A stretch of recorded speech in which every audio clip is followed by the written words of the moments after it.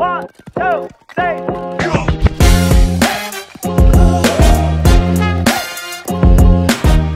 Užkuriam naują temą - statybos lengvai. Kaip gimė ta mintis kalbėti apie statybas, kad tai nėra kažkoks tai baubas, siaubas, o gali būti ir statybos lengvai.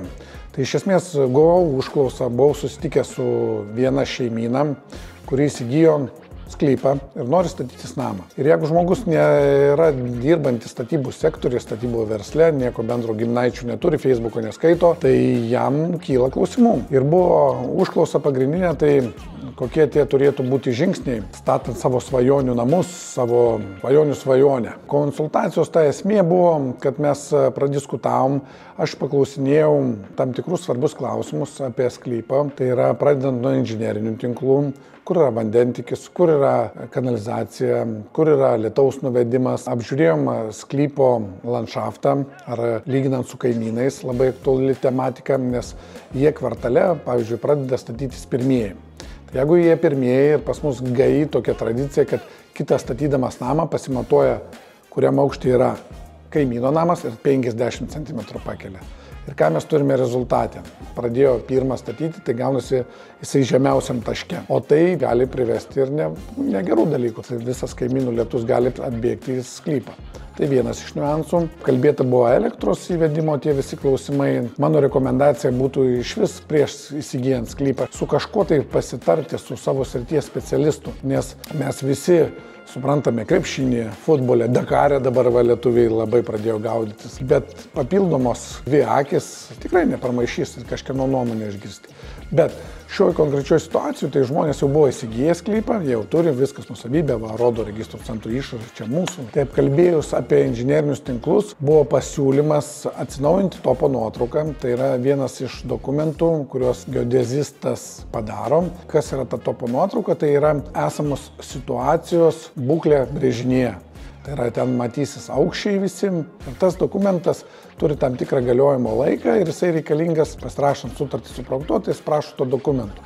Tai jį jau galima iš karto užsisakyti. Ir matant realią situaciją, nes vizualiai tavo važiavus į sklypą gali atrodyti vienaip, bet topo nuotraukose tai yra matomi matmenys su gretimais sklypais ir tu tada matai esamą padėtį. Antras momentas, jau pasirenkant architektą gimsta noras pasidaryti geologiją, kad planuotis tolimesnę eigą. Be geologijos negalima ir konstrukcijų statyba. Pamatai yra vienas iš svarbių momentų statant pastatą. Dėl to, kad pamatuose slypi tai, kad tu pamatų nepakeisi. Pirminė konsultacija tokia ir gimsta iš esmės, kad jūs turite pasidaryti kaip būsimi užsakovai namų darbus. Gavus tos namų darbus galima tolimesnis tas bendravimas, pajunginėjant jau ir architektus. Mano rekomendacija pradėti galvoti, rinktis informaciją, dalintis, pasakoti ir tada jau po biškį žingsnis po žingsnio keliausite prie savo svajonės įsipildymo. Dramblį reikia valgyti po gabaliuką. Labai man toks fainas posakis, labai ir jums rekomenduoju tą drambliuką suvalgyti nedideliais kąsniais, o kramtant ir po mažą gabaliuką.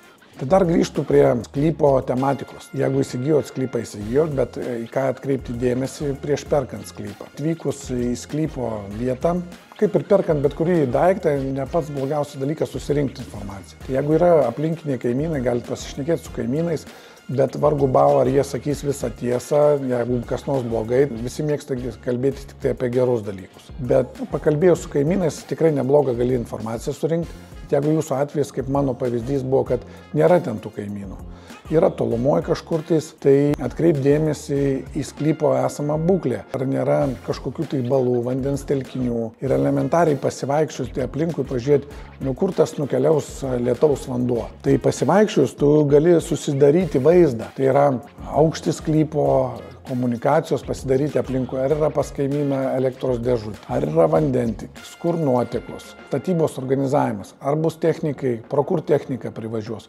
pro kur betoną atvešit, pro kur blokelius atvešit. Ir dar labai svarbus momentas, kur tualetą statysite. nes statyba prasideda nuo tualeto. Tai pažiūrėjus visus šitus aspektus, pabendravus su kaimynais, tada turite sėstis ir prie popierių, pasižiūrėti, ar nėra kažkokių apribojimų sklypo. Statymo intensyvumas koks numatytas, aukštingumas numatytas, nes vien tikėti pardavėjo ar jo atstovo žodžiais negali. Ir įsiaiškinus tos dalykus, tikrai rekomenduoju, jeigu kyla abejonių, ten pasiskambinti ir savivaldybę, ar kitas institucijas, tikrai jums pakonsultuos, pateisins ir tai jums sutaupys.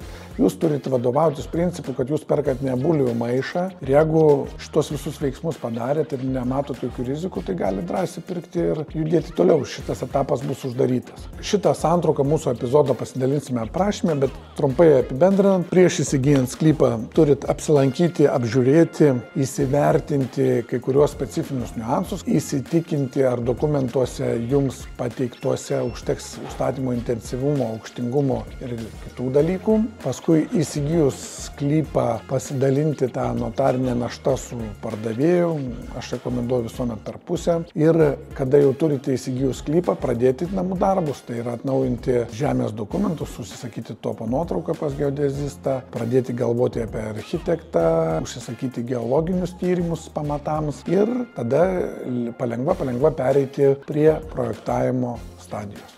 O apie projektavimą bus kitas epizodas. Sekite.